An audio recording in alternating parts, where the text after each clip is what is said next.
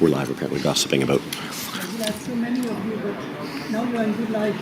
Oh, perfect. Very good photo opportunity. Good morning, everybody. Welcome to a special briefing here at the United Nations Biodiversity Conference here in Montreal, Canada. I'm David Ainsworth, Head of Communications for the United Nations Secretariat of the Convention on Biological Diversity. And we've got an opportunity to speak this morning with the co-chairs of the post-2020 Global Biodiversity Frameworks Working Group. And they're playing a central role in those negotiations here at COP. Before I start with the remarks, I do just want to make a comment on some activities that happened early this morning, so that'll contextualize. As some of you may be aware, in the early hours of this morning, around about 1 o'clock, delegates from developing countries, including the like-minded megadiverse countries, exited negotiations and protest.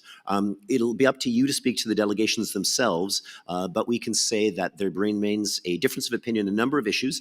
The issue that seemed to have precipitated the walkout was a discussion on the creation of a new fund for biodiversity and the difference of opinion between developed and developing countries. I don't have any more comments on the positions of countries. You'll need to speak for themselves. But I can say that the COP15 president and the Secretariat have organized a meeting of heads of delegations at 11 a.m. this morning. And that meeting will, amongst its agenda items, attempt to resolve the impasse. So I just want to make a comment on that before you hear from the co-chairs. But now I'd like to turn this over to Basile and Francis, who will give you comments and status on the negotiations for a bit. And I believe they're open to taking questions from you as well. Perfect. Go ahead.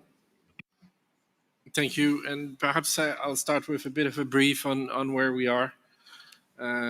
So good morning to all of you, and thank you again for the great part you play in this important endeavor.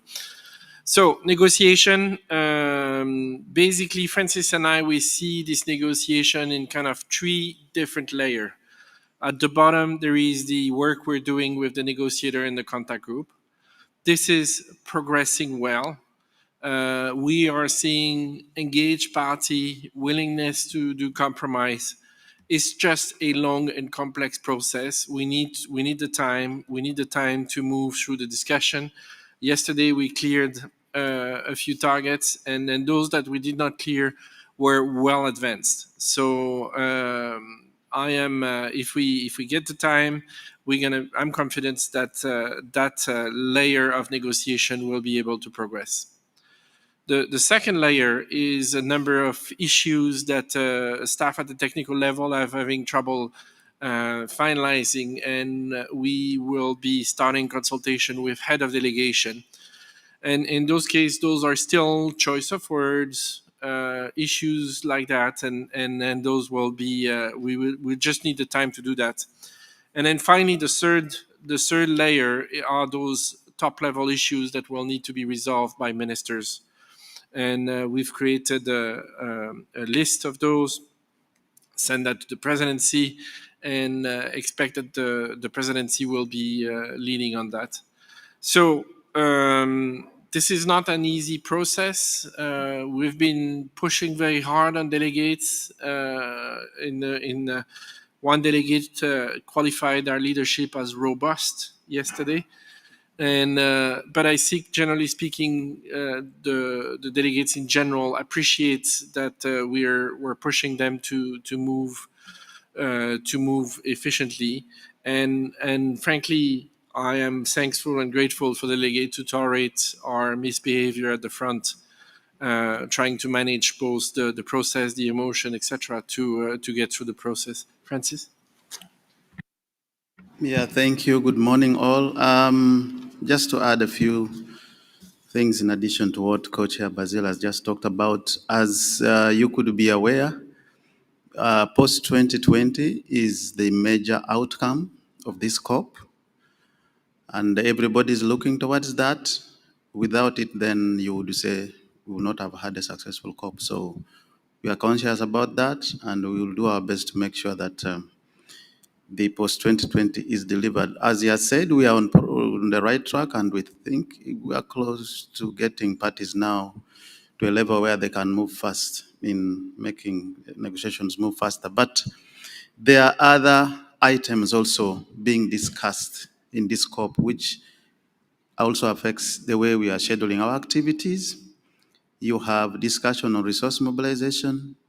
You have discussion on synthetic biology, on digital sequence information.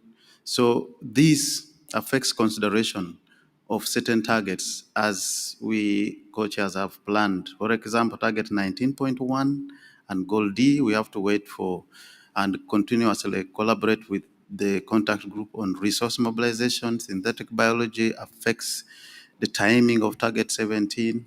Then DSI, of course, is linked to target 13 and goal C. So this is the other coordination we are doing as well. So it is not only post-2020 happening here. There are other discussions that it is feeding into the process. Yeah, that's, I think, what I needed to add in addition to what Coach has said. Great, thank you very much. So we'll now open the floor for questions. So first, I invite just Patrick Greenfield from The Guardian. Go ahead, Patrick, microphone to him, please. He seems to be right in the middle, so you have to compete to see who'll get the mic to him. Good morning. A couple of questions.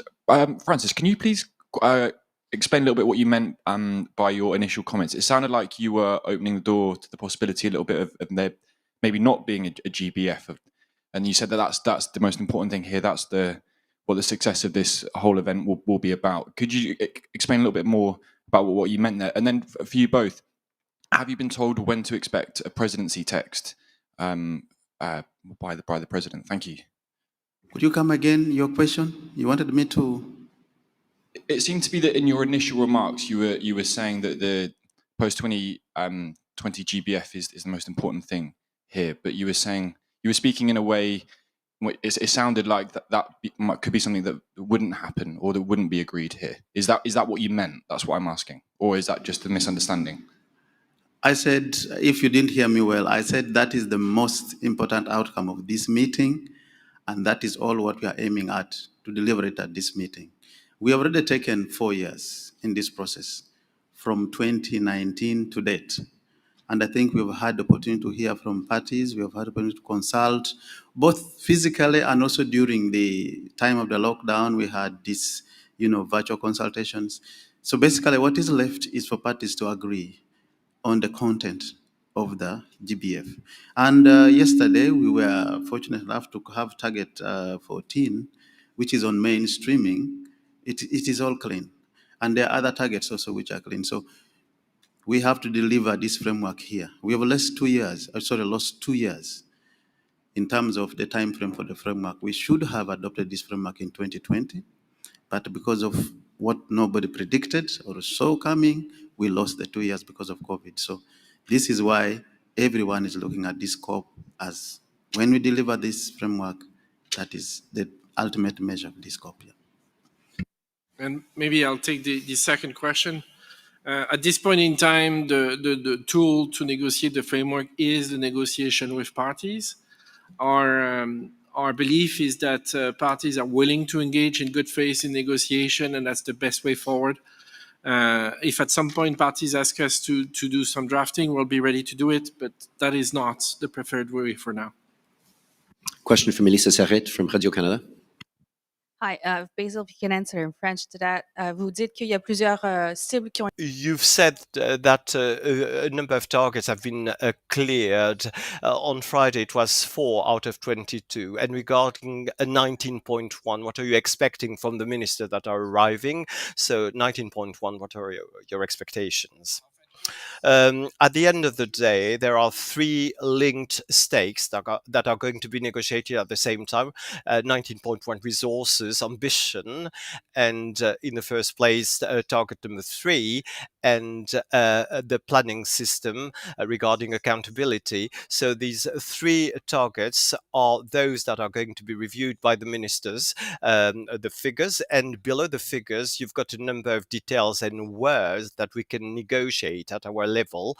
So we plan to negotiate 19.1 tonight, this evening, and I would be very surprised if we could agree at our level with the rest of the text, which is quite complex, 19.1, we will probably clear. And regarding your question where we are at, I do not have the number of targets that have been cleared. 14 has been cleared yesterday. 18 is almost cleared. You've got to know the ones that are really cleared, and some of them are almost cleared. Yesterday, when we were working on the planning regarding right to nature, we are going to clear this, and we'll be able to remove brackets all over the text. Thank you.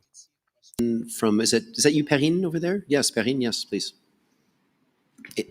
Hi. Basil, you said a few times that you need time. Will you have enough time until the 19th and before the ministers come and start working on the 15th? So, and I'll answer in English, despite the fact that we share another language.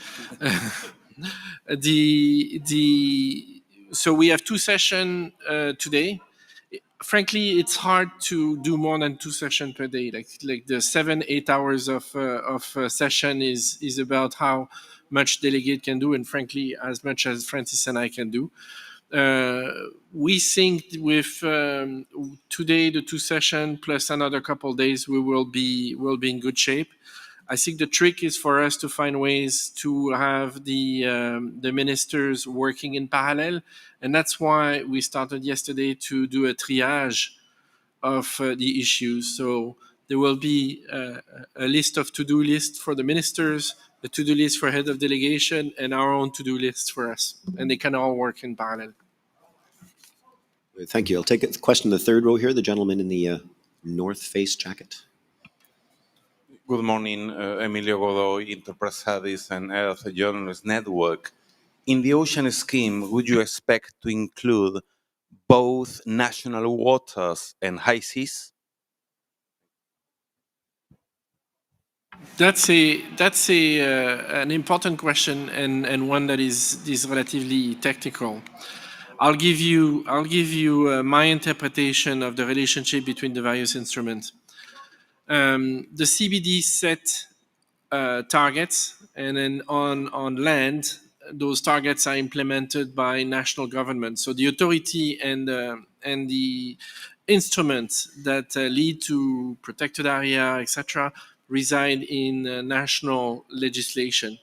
That is the same in the territorial waters. When you go to the high sea, you need different authorities, and those are being negotiated under BBNJ. Nevertheless, a number of parties interpret that the CBD would have that would be the right place to set targets. Thank you. Great, thank you. I'll take a question here from Kyoto News. Thank you. Thank you. This is Gida from Kyoto News. Just for the clarification, is it correct to understand that you are going to continue the style of discussion, target by target, bracket by brackets for the time being, and you are not planning to make a co-chair's draft or a non-paper or whatever call it? That's my first question. My second question is, as for the triage, could you give me some example that you are going to pass to the ministerial level of discussion? So let me start, and I'll turn to Francis. So negotiating a document is one thing. What is really important is the implementation. And then to ensure implementation, you need buy-in from the parties, and buy-in is getting it through the negotiation. So I fundamentally believe in multilateral negotiation, and that's the way we're going to move forward. At this point, we're not going to redraft text. I see there is very good will. We have been creating numerous little groups to negotiate little wording. People are working with us. And then an example of the kind of triage, let me go by memory. So a little bit earlier, we were talking about 19.1. I'm sorry, it was in French. And then in 19.1, you have numerical elements. That goes to ministers. But then we have a lot of text around how that's going to be. That can be done by the contact group. So making those distinctions is useful. Yes, I think, let me just illustrate to you one of the numericals that could be, for example, on target 3, the 30 by 30. That one, however much you subject it to the contact group, even the informal group we are talking about, it's very difficult to resolve that. So that is the example we expect the ministers to, eventually agree on. But for us, our task then remains to clean up the text, so that is what remains for the ministers to resolve. And there are a number of them, even target 2 on restoration. There are other concerning terminologies also as well, like common but differentiated responsibilities. So those things, they are very difficult for this group to agree on, really. So the ministers will help us out. Yeah. Great, thank you. I'll take a question up front here. Thanks.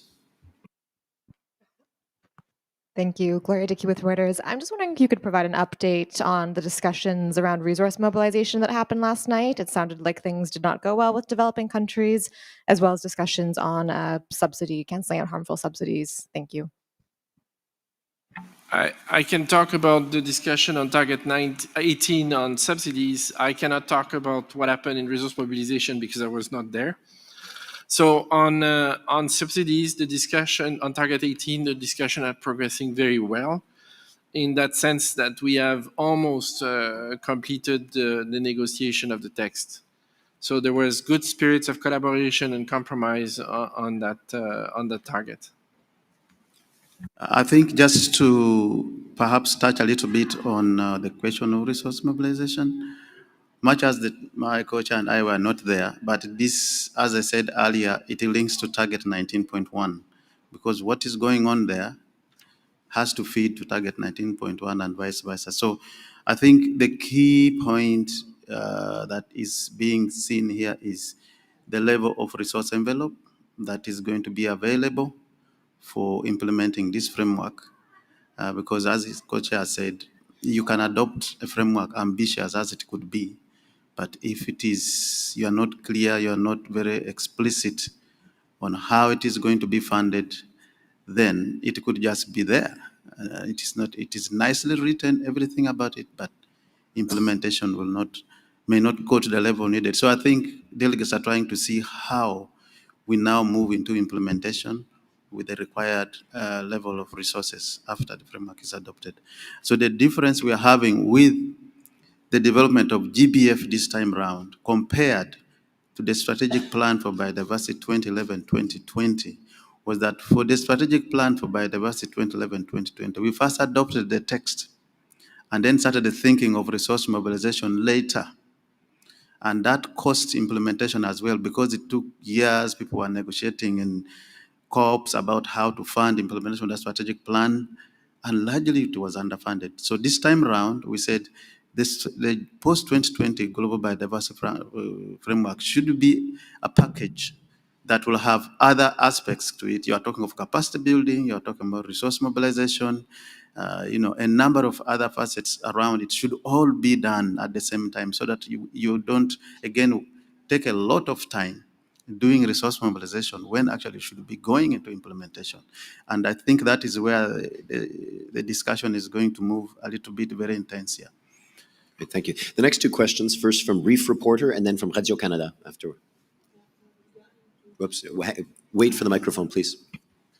Sorry, with regard to target 3, I'm a bit confused now, I have to admit. Does this mean that you will not continue working on the rest you already started, but will you still work on the rest in the contact group, or do you leave this now for the ministers? So target 3 will be taken up this afternoon. So no, that means we will come back to targets where there is still work to be done. So our aim, and we are confident we'll be able to deliver I don't want to say clean text, but everything that can be done at the technical level.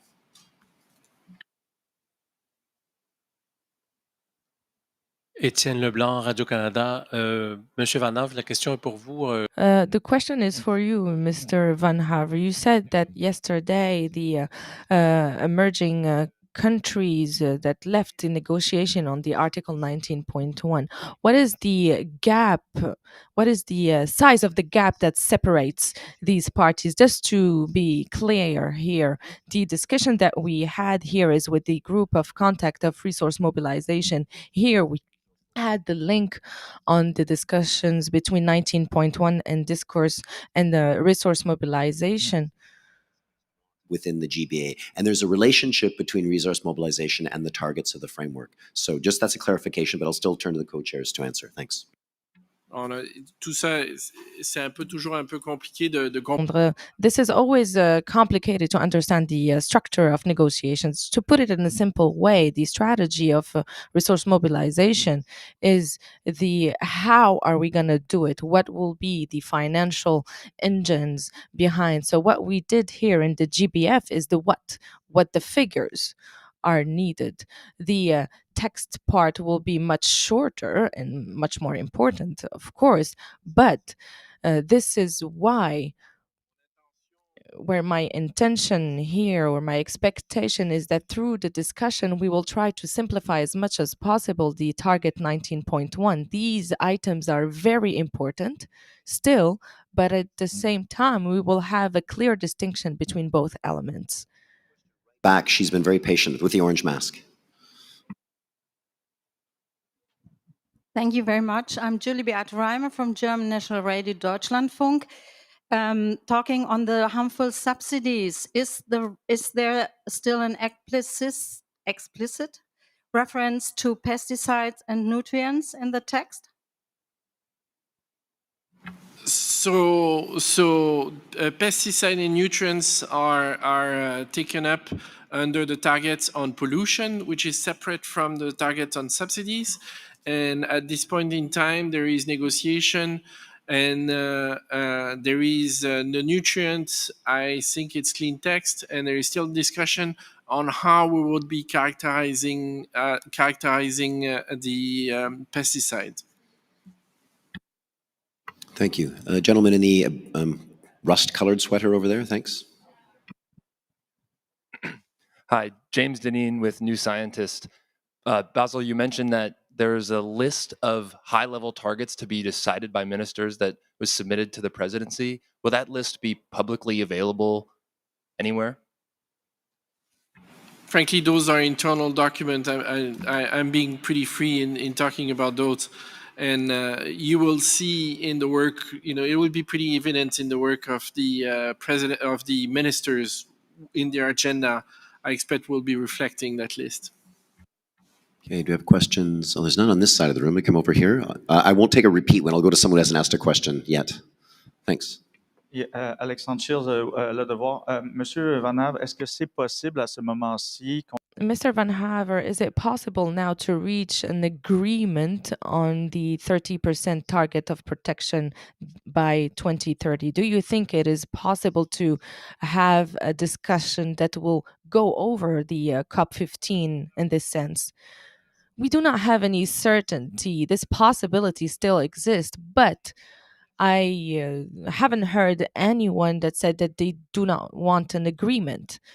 So according to me, we have all necessary items on the table to have the agreement. We still have some discussions going on still in the upcoming days. Thank you. I just wanted to ask, just to follow up, has explicit mention to agriculture and fisheries been removed from the subsidies text?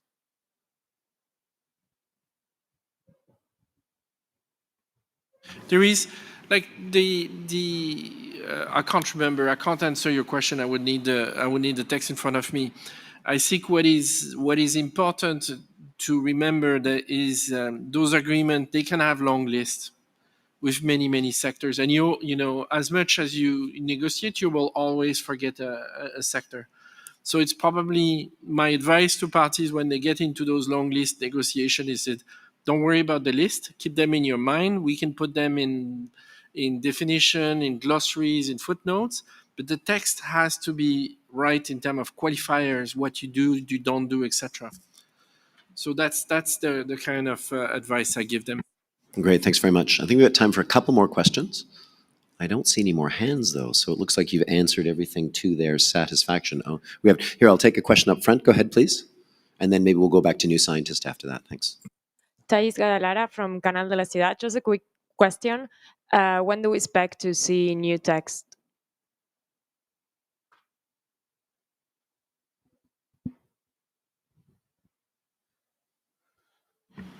Okay.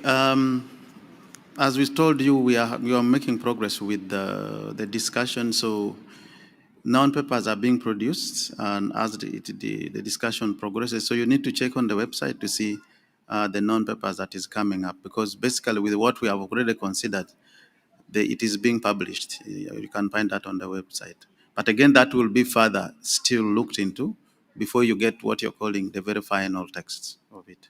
But at least it gives you progress on what's happening. And a non-paper is just the text at the point, I think it's yesterday night. So you'll see where we were yesterday night. Thanks. So I'll take the question from a New Scientist, and I think after that we will release the co-chairs for other service. Thanks. Thanks. You mentioned parallel discussions on synthetic biology, DSI, resource mobilization in parallel to the GBF. Can you talk about the timeline of those parallel discussions and how they relate to the final framework?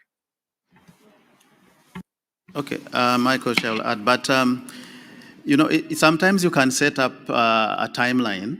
Like yesterday, I will give you an example. We had set up that we were going to consider, you know, the target 18, goal 19 point, target 19.1, and goal D. That was our kind of scheduling yesterday. But reality was, when we went to the room, we could only do target 18 and just partly target 19.1. So the scheduling is being affected by the progress that happens in each of this group. So it is very lengthy discussion. Definitely, we would like to conclude them as soon as possible. But again, this is a negotiation. So if you cannot conclude it within a scheduled time, still, a little parties will request for time, and you have to be flexible. So we like them concluded very fast, if it were possible, even maybe today or tomorrow, so that we can also effectively conclude on the GBF. The time element now that we have is going very much to be linked to the days left here. You know, COP is closing on 19th. So that means definitely it's going to play a lot into how much discussions can progress. And so the flexibility of parties is what is going to count at the end of the day when time begins running low like this, Coach. That coordination work is happening in the background. So we're constantly liaising with the other working group, trying to figure out how they progress, when do we get their input, how, you know, related to ours. Are we perfect? Probably not. Nobody's perfect. But are we trying to coordinate? Yes, and there is lots of people helping us. Great, thank you very much. So we will have to stop the questions here, but thank you very much for your participation, Francis, Basile, and courage, strength, and energy over the next few days. Thanks very much, everyone. We'll continue in just a moment or two for the press briefing. I'll let you know some of the activities coming up and going on, and we'll just give Francis and Basile time to exit and make their way forward. I'm not sure which colleague from Canada is going to join me for the briefing this morning. I don't know if they're in the room, and we'll move forward on that. Thanks. Gabrielle? Okay, very good. Gabrielle, come on up. Thank you.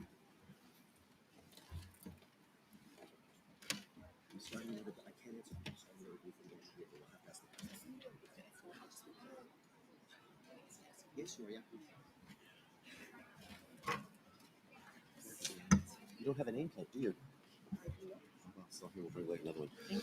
We'll have to get Gabrielle a nameplate because she appears here often enough. The Canadian team has got a whole bunch of stars who show up, so it changes every day. All right, let's just get started here. Nicolas, do we know if we're okay with the stream still? Perfect. Thank you very much. Okay, let's get started. We're about a minute sooner. So I gave my introduction, but again, to those people who might be joining online just now, I'm David Ainsworth, Head of Communications at the United Nations Secretariat of the Convention on Biological Diversity. And I'm glad to be here with Gabrielle. Gabrielle, I don't know your last name. Gabrielle Lamontagne, Environnement et Changement Climatique Canada. I'm the Director of Public Affairs. Environment and Climate Change Canada. We will do a little briefing here, about a half an hour. I'll try to cut it shorter because there's a huge group back here that's ready to do a big announcement from the point of Canada. So let me give you a sense of some of the activities that happened yesterday at the COP, and then a bit of an activity or thing looking forward. I won't talk about the contact group on the Global Biodiversity Framework, as the co-chairs just provided quite an extensive briefing on what took place there. I will say that we did have, in the context of the work of Working Group 1, there was a Friends of the Chair on Agenda Item 11, on DSI, Digital Sequencing Information. The Friends of the Co-Chairs group was facilitated by William Lockhart of the United Kingdom and Great Britain and Mfatso Kalemba of Malawi. They met in the morning from 10 a.m. to 1:10 p.m. It was their 5th meeting with a mandate of finalizing the draft decision. A non-paper was published Monday evening, which was the basis for the negotiations going forward. There are 4 alternative versions on the annex, and then the operative paragraphs being discussed right now. There was some agreement to set up a governance system or a body that would continue dealing with digital sequencing information, possibly an ad hoc open-ended working group.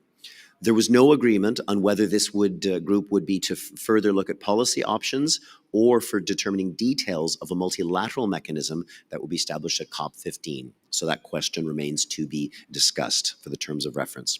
The chairs then started reviewing the non-paper from Monday night, the beginning of the operative paragraphs, and they negotiated the first 3 paragraphs, which resulted in the addition of some brackets. The second contact group that happened yesterday was the contact group on agenda item 12A on resource mobilization, co-chaired by Ines Verlet of Belgium and Shonisani Munzedzi of South Africa. It met in the afternoon from 3 to 6 p.m. and then again from 7:30 p.m. till 1:40 a.m. this morning. So the contact group began negotiations paragraph by paragraph following the issuance of the revised version of the non-paper that had the entire draft decision. There was an exchange on matters related to the Global Environment Facility, the GEF. There was an establishment of the Friends of the Chair that was to be convened, nominated by the co-chairs of the contact group here. While the group managed to go slowly through the text over the day, many delegations inserted additional text and brackets. And the atmosphere deteriorated when the group started discussing concepts, in particular the Global Biodiversity Fund proposal, which culminated in the walk-out of developing countries, as that I mentioned earlier, as a reaction to what they saw as an unconstructive approach to the negotiations by developed countries. So in responding and closing the sessions, the co-chairs indicated that they would seek to continue the discussion and seek to find a constructive approach through other modalities. And as I mentioned earlier on this morning, there is a heads of delegations meeting at 11 where this will be one of the items to discuss. There was also yesterday a contact group on agenda item 14 on planning, monitoring, reporting, and review. That is co-chaired by Gillian Guthrie of Jamaica and Andrew Stott of the United Kingdom. It met for the 4th time from 7:30 p.m. to 10:30 p.m. The group has resolved many of the brackets in this discussion. However, there's still brackets in terms of the timing of different elements of the decision, in particular relating to the national biodiversity strategies and action plans. So should the work of the group be in time for consideration by COP16, planned for 2 years from now in Turkey, or indeed it should actually be done by COP16. So will it take 2 years or immediately? And the national reporting timing was also discussed as well. Should national reporting on this only be conducted in 2026 or another date? The other issues in brackets is there's the language related to the level of ambition in national biodiversity strategies and action plans, increasing the ambition in the NBSAPs, and aligning national reports with all goals and targets of the framework. So there are brackets remaining for the financing for the review mechanism and how financial information will be captured in the national biodiversity strategies and national reports. Under Working Group 1, it looks like to me it's all working contact groups today from what I see. At 10 a.m., there'll be the contact group on the capacity building item that will meet at 10 a.m. For an hour. Then we will also have a working group on indicators for the Global Biodiversity Framework, agenda item 9B, and that'll start at at 10 a.m. as well. Then at 1 p.m., there'll be a Friends of the Chair on CBD item 12A resource mobilization. I guess the timing of that is going to depend on the results of the heads of delegation meeting at 11. In the afternoon at 3 p.m., we'll have a contact group on the Global Biodiversity Framework, as talked about by Basile, that'll look at targets. According to here, it was targets 16 and 17 sections G and H. We'll see if that changes. And then again, the contact group on resource mobilization is supposed to meet this afternoon, depending on the next state of negotiations.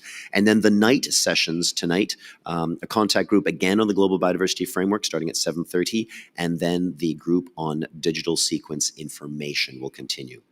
The Working Group 2 also continues its work here. So Working Group 2, it held its seventh session yesterday in the morning till 1 p.m.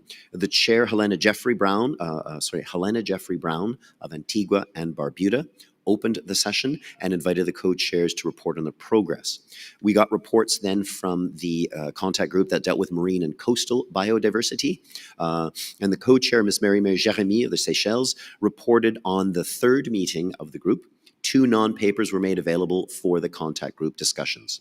A great deal of progress was made. However, brackets remain in the conference room paper relating to conservation and sustainable use of biodiversity in the marine and coastal. The other co-chair, Renee Sauvé of Canada, reported that the contact group was well attended with broad selections of participants. We do have consensus with many issues relating to EBSAs, EBSAs, the areas that are ecologically or biologically significant in the high seas, but there are brackets remaining.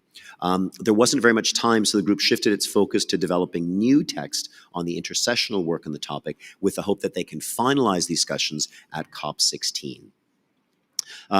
There was also a report on a contact group on the Cartagena Protocol Item 7, which is the implementation plan and capacity building action plan for the Cartagena Protocol. The chair of this, Rita Andorko of Hungary, noted that the group met days ago, and over the sessions they looked at the draft decisions.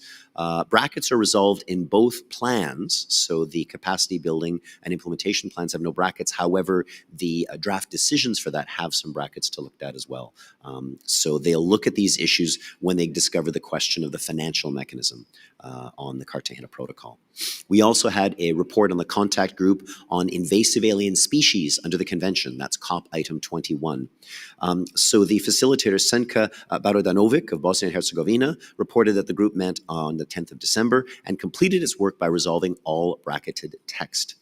So they looked at the parameters of the peer review of the annexes, the idea of the inclusion of the notion that we needed to have diverse social and cultural values of biodiversity, and also the IPBES thematic assessment of invasive alien species, which came out recently, when assessing costs and benefits.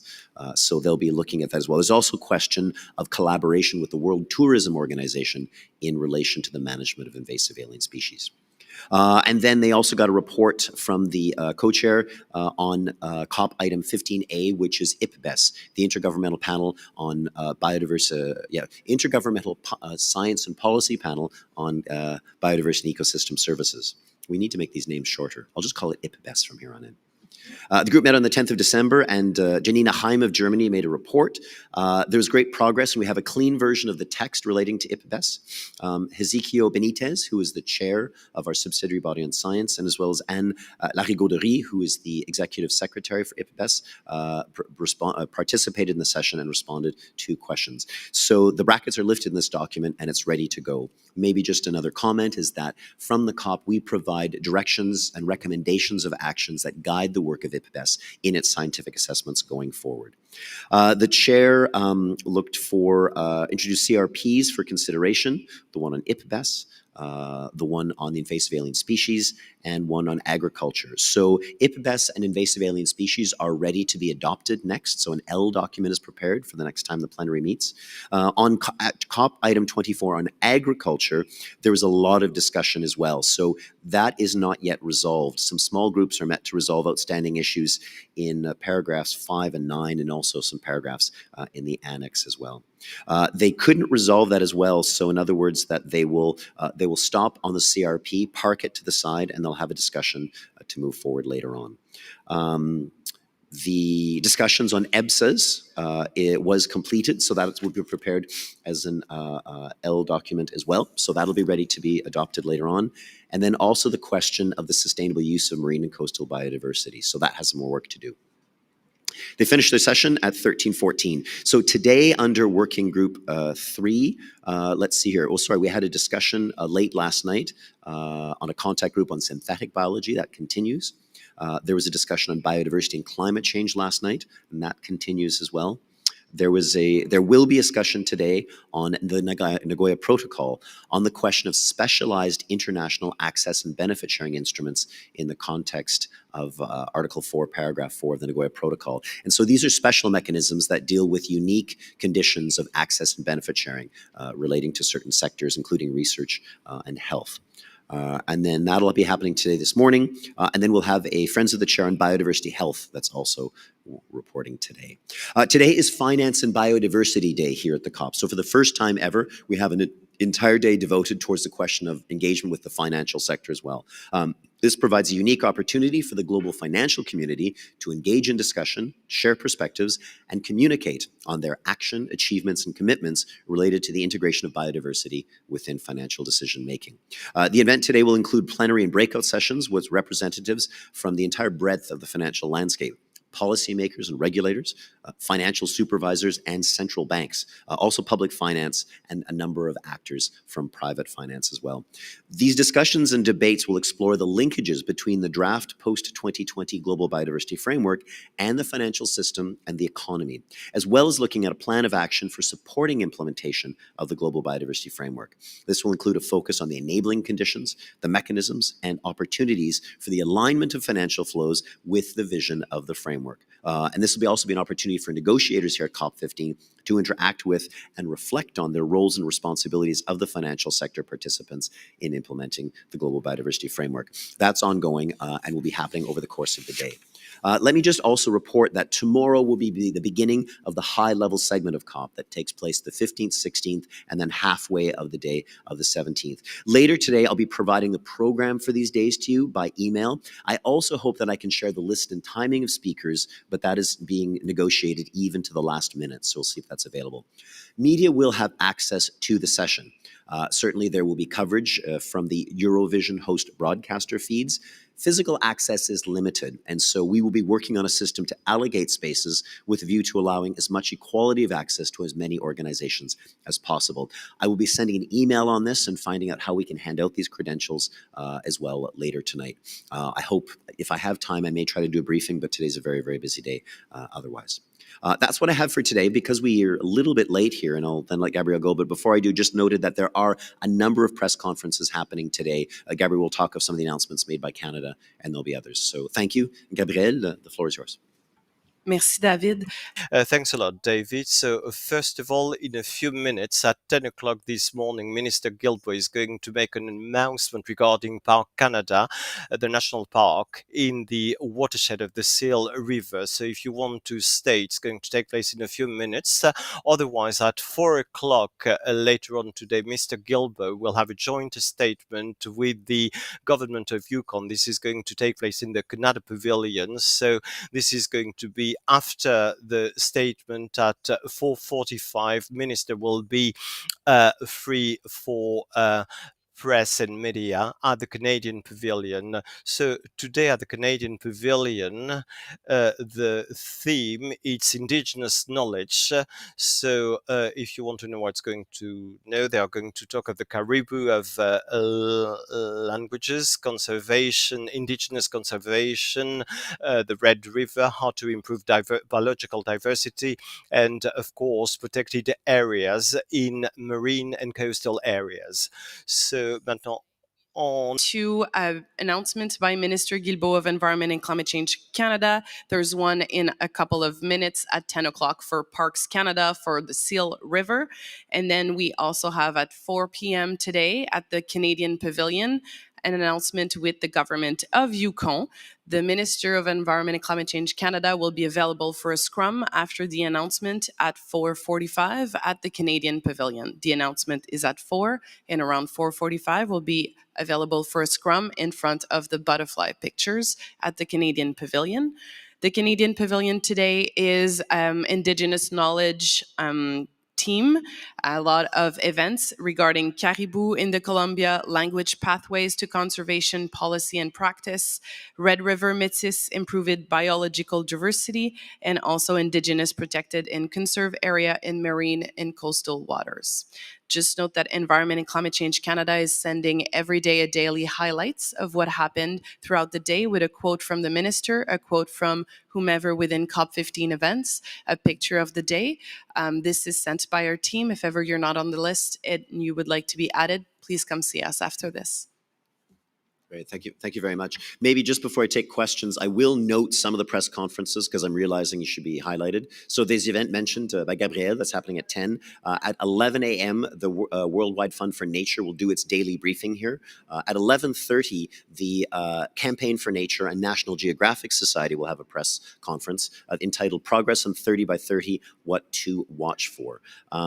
We also have a vase talking about the engagement of a celebrity to launch greater attention to the biodiversity conference. We'll take a look. I think I know who that is. I think I saw him going boldly where no one will go before. After that, the next press conference related is quite a ways on. The CBD Alliance at 1:30 today. CBD Alliance is a civil society group that follows the process, and they will have a press conference at 1:30 today. And we will also have a press conference at 2 p.m. by Indigenous Climate Action entitled Biodiversity Can Only Exist with Land Back. So that will be taking place at 2 o'clock. I also have... That might actually be the last one. No, pardon me, we continue. Stand Earth will have a press conference at 5 p.m. today entitled Amazonia Against the Clock, How Indigenous Territories Save the Planet. And that's what we've got for today. So let me put my glasses back on and I'll take questions from the floor. So I have a question right at the back. That's Presse Canadienne. Oui, bonjour. Juste une précision. Vous avez parlé de la conférence de presse. Yes, you talked about the Avaz press conference. What time was it? I think it was at 1:30 p.m. It's not CBD Alliance. CBD Alliance, 1 p.m. 30, and Avaz is at noon. At noon. At noon. Thank you. Thanks. Hi, Issam Ahmed from AFP. Just for David, you were talking about in responding to closing out the sessions, the co-chairs said they would find constructive approach through other modalities. Might that mean? I think you would have to ask them specifically what that means, a constructive approach to other modalities. I mean, it will look at other ways to engage with negotiation teams, other ways to suggest the structuring of the conferences, but I'm not sure that I'm able to speak with them or speak to that point because it is their language. Sorry about that. Question right over here. Simon Plentinger, German Broadcasting Union, RD. My colleagues were just telling me that Chinese media is reporting that the President Xi Jinping will open tomorrow the high-level segment via video stream. Can you confirm on that? Well, the Chinese colleagues have got a more direct contact on that matter as well. I know that the engagement and messaging from that is changing daily, so it's possible that that's indeed what was just announced. I've been here with you, so I haven't looked at my telephone over the last 45 minutes. Thanks. Any more questions? Okay, great. Well, thanks to you. Thanks to Gabrielle for taking your time, and good luck with your announcement next. Thanks, everyone.